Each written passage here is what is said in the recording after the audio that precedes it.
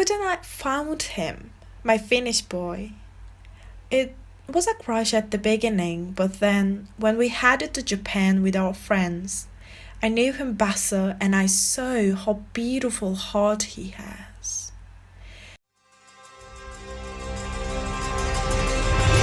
Bring your imagination to life with inspiring stories of an incredible and very real world. I think everyone who is listening to this record has an idea what's the Great Depression era in American history, right? But let me guess that no one really knows what's the Great Depression era in my story. It was a severe worldwide depression that took place between 2017 and 2018. It wasn't the longest and deepest, but was a widespread depression of my life, which includes 9 countries in a year. It is indeed kind of fascinating because I had never ever been abroad till my 23rd birthday. I know it's kind of late age in our generation, but of course I had excuses. It wasn't because I didn't have money, but I didn't have anyway, or I needed a visa to travel around the world. No, this time I was sincere because I had a special passport which made me a visa-free person to Europe, even though I'm from Turkey. And I lost that passport because I turned into 25. But let's skip that part. And yes, money was my excuse. I was always complaining I didn't have enough money for going abroad to see new cultures, new countries, new lives. However, the only thing I didn't have was courage. I got used to living in a shell. I'm not sure if you call it living, but yeah. My life basically was being shaped in my home city. Every friend I've had was traveling when I was staying at home, spending my free times doing literally nothing. A few times I decided to go into a rail to Europe, but any guess what happened? Yeah, I excused for money and the currency. It was really bad time for me to travel. And none of my friends want to go abroad. I can't go alone. No, I can't. Just stay at home, watch Netflix without chilling. I'd rather with chilling, but anyway, yeah. Just stay at home. I say this to myself all the time. Moreover, I had already a plan. Study more. Go to England for a master, then you can find a boyfriend there. Don't waste your time in Turkey to explore new things. Oh guys, you can say that I was smart. Yeah, I know, I was smart. But the reality is that my years passed like this. I was sitting on my chair and waiting for something, someone, which or who could make me want to live my life again. Then a click moment happened with an explosion taking place in Ankara in 2016. I realized that my youth was dying in my hand, and life was too short to make plans and waited for them until they became true. I was 23 and I hadn't been abroad or been to another city on my own, even in my home country. I hadn't loved someone with the fear that I'd stuck in a life that I didn't want to live at all. And guess what? I had already stuck. I wasn't living in the moment. I was surviving to do what I want in the future. And the reality of it just slapped on my face. Ouch, it hurts. But yeah, I had to change my life. Making an attempt for it, I promised myself that. Do something you never did. And magic! I found myself in South Korea. No, it wasn't that easy though. In 2017, I decided to go Erasmus. However, you must take an exam to apply for it in Turkey, so I did. We had two booklets for the exam and you had to mark if it was A or B. Guys, that's a really, really crucial information. Just keep it into your mind. And the exam was a piece of cake for me. So after the exam, I was thinking about which country should I go. I didn't have so many options for it, but it could be Spain or Italy, or maybe I can spend my time chilling in Poland. Not because of the cold, of course. I was dreaming and dreaming and dreaming. Then the results were announced. Mine was empty. Because I forgot to mark if the booklet was A or B. Alright guys, if someone asks that, who is the dumbest person in the world you know? Please don't tell my name. Okay, deal? Okay. Oh yeah, about the exam. I was shocked. I was devastated. The first thing I did was to laugh at the situation so hard. Then I started crying myself to that. On the other hand, crying couldn't solve the problem. I must do something else. Thus, I applied for another program called Mevlana in Turkey. It is just like Erasmus, but you can go to Asia this time with this program instead of Europe. When I was a student in high school, watching K-dramas all the time, I have become a fan of South Korea. Even that living in South Korea for a while was on my bucket list. So I changed my path and I went to South Korea as an exchange student for 4 months. Some said it was a bold move, considering the fact that it was my first time to be abroad. I said it was a necessary move.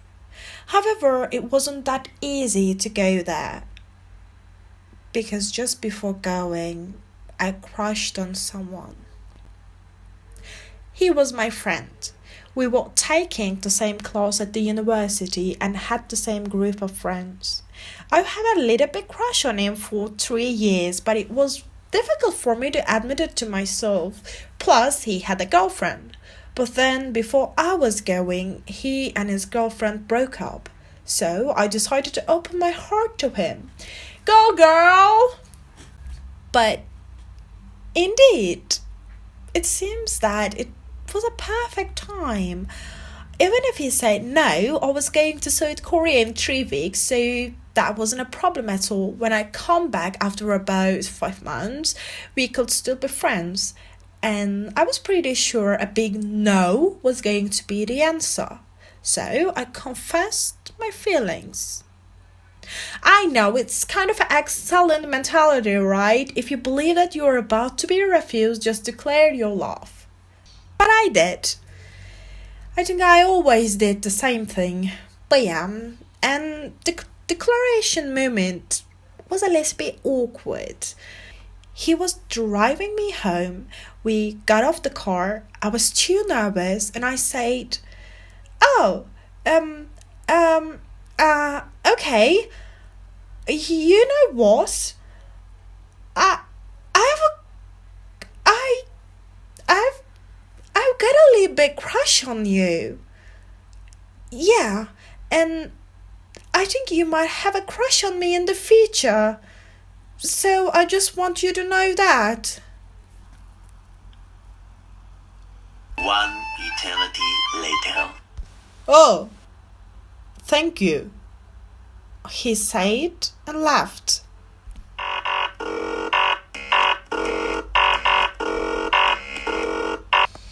Yeah, of course he was also shocked because he wasn't expecting that. So don't worry, we had a conversation about it later.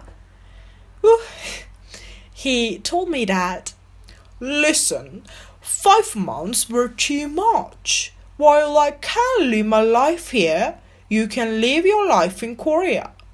But let's be honest with each other if we crush on or hook up with someone else.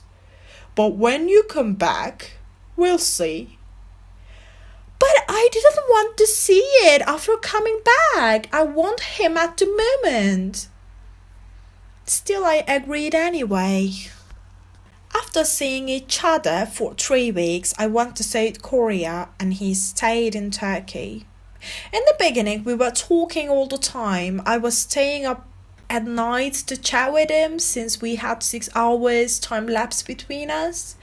But then something changed because I was putting too much effort to make this work, and he wasn't. However, what's more disappointing for me was that I wasn't living my life in South Korea, whereas he was living his in Turkey. Although I was constantly thinking of him, he didn't even text me. That's why after about 2 months, I asked if he ever felt something to me, if his heart was flickered by the excitement that I gave him. But he straightly said, "Do you want me to be honest? No." And that was it. I faced with reality once again. No one would love me. No one would want to be with me. Never ever. It wasn't because I was ugly or a terrible person. It was just what it was. Some people in the world would never be loved, and I was one of them. It was a leap of faith, right? I came to South Korea to start living my life.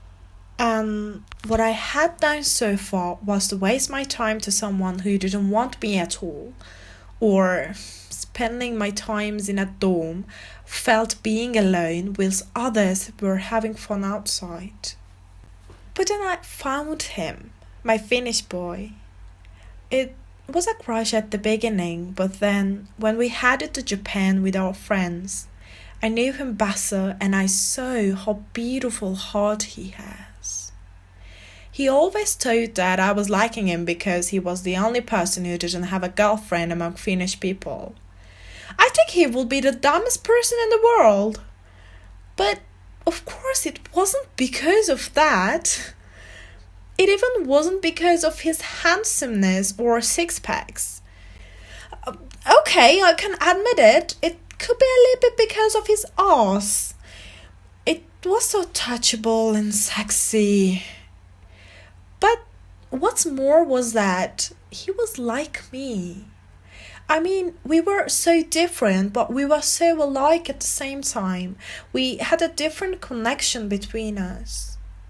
I didn't need to talk to him about my sadness or the other things. He always caught the details, and none of them was a sadness memory with him.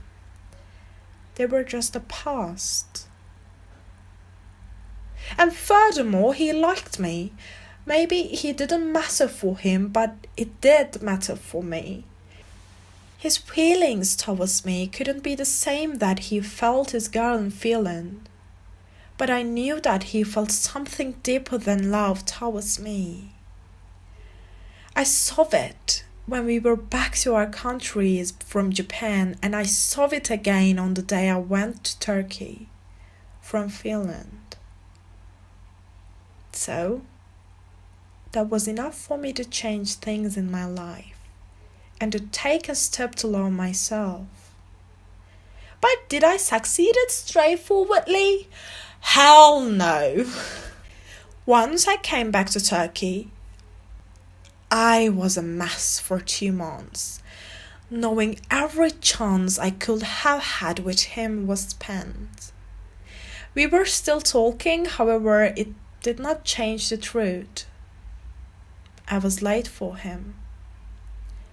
Then, I made one of the most stupid decisions ever. Really ever. I went back to my Turkish crush. And my Great Depression era officially started. Guys, if you're still listening, I want you to know that I didn't fart in any part of the recording. I think it was a recording error. Believe me. So, yeah. See you in the part 3. Bye. Thank you for joining us on another audio adventure right here at Wandertale, the travel podcast community.